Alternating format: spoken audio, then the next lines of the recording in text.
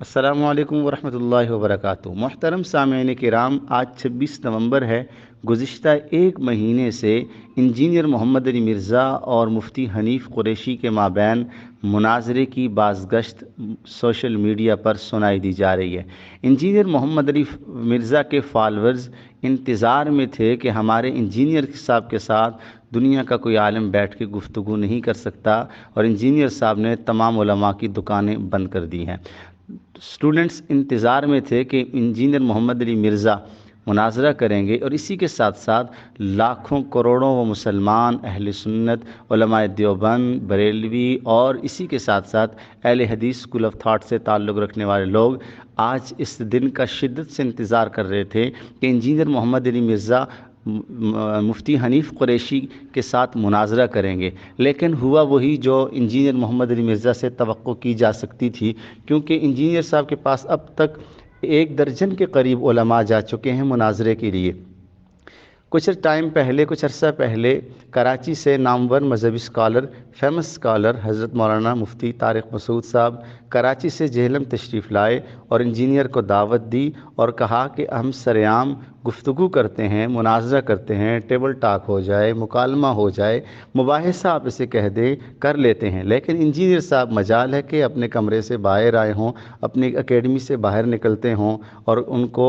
یہاں تک اتنی بے مروتی کا اظہار کیا کہ آج حنیف قریشی صاحب تشریف لے کر گئے، انجینئر صاحب نے ان کو ویلکم تک نہیں کیا، انہیں سلام کلام تک نہیں کیا، اور بلکہ پولیس والوں کو باہر کھڑا کر دیا۔ گویا کہ انجینئر محمد علی مرزا جو ہیں انہیں آج شکست فاش ہوئی ہے۔ 26 نومبر کا دن ان کے لیے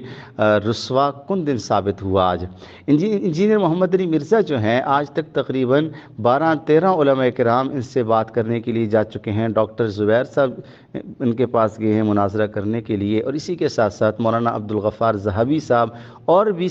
دیگر علماء کرام جو ہیں ان کے پاس گئے، لیکن انجینئر صاحب مناظرے سے راہ فرار اختیار کی۔ سوال یہ ہے کہ انجینئر صاحب راہ فرار کیوں اختیار کرتے ہیں؟ اس کی وجہ یہ ہے کہ انجینئر صاحب ایک شاطر چالاک آدمی ہیں۔ جب انہیں محسوس ہوتا ہے کہ جہاں میں پھنس جاؤں گا، اور جو لوگ علمی قد کاٹ رکھتے ہیں، جن کے سامنے میں بات نہیں کر سکتا، تو انجینئر صاحب ان کے سامنے بات نہیں کرتے۔ وہاں طرح طرح کی شرطیں لگا دیتے ہیں جو بظاہر ممکن نہیں ہوتی۔ مفتی تقی صاحب، مولانا فضل الرحمان صاحب، ان لوگوں کا نام دے دیتے ہیں، ان لوگوں کی دستخط کی شرائط لگا دیتے ہیں، لیکن کسی عالم دین کے ساتھ ٹک کے بات نہیں کر سکتے۔ اس کی وجہ کیا ہے؟ کیونکہ بنیادی طور پر انجینئر محمد علی مرزا نہ حافظ ہیں، نہ قاری ہیں، نہ عالم ہیں، پڑھے ہوئے نہیں ہیں۔ وہ جس طریقے سے سوشل میڈیا پر لانچ ہوئے اور جس ٹائم سے ہوئے ہیں، یقیناً جس وقت انجینئر صاحب میڈیا پر آئے ہیں، سن 2001، 2، 3 یا 12، 13 تک تو علماء کرام جو ہیں وہ سوشل میڈیا پر نہیں تھے، تو انجینئر صاحب کے لیے میدان خالی تھا۔ آپ دیکھ لیں اس وقت کسی نے بھی چینل کوئی بھی بنایا ہے تو اس کے سبسکرائبر بہت زیادہ ہیں، فالوور بہت زیادہ ہیں، ویوز دیکھ لیں بہت زیادہ ہیں۔ لیکن اس وقت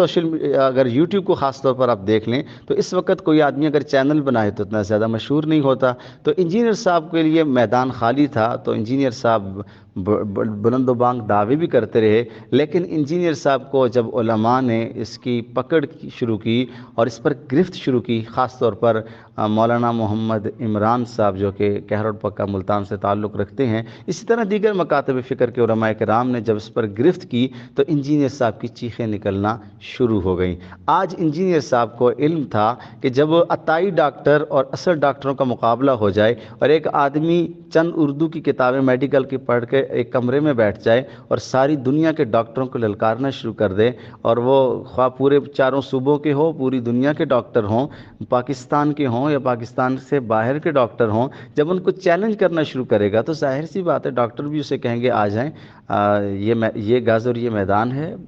اس میدان میں اتریے اور دیکھتے ہیں کہ کون کتنا پانی میں ہے۔ لیکن انجینئر محمد علی مرزا کو یقینی طور پر علم ہے کہ مجھے دنیا کے سامنے مرزا غلام احمد قادیانی کی طرح رسوا ہونا ہوگا، اس لیے اس نے میدان مناظرہ میں نکل کر، مباحثے میں نکل کر آنے کی ہمت نہیں کی۔ اللہ تعالیٰ سے دعا ہے اللہ تعالیٰ ہمارے نوجوانوں کو انجینئر محمد علی مرزا، محمد شیخ جیسے اور دیگر گمراہ لوگوں کے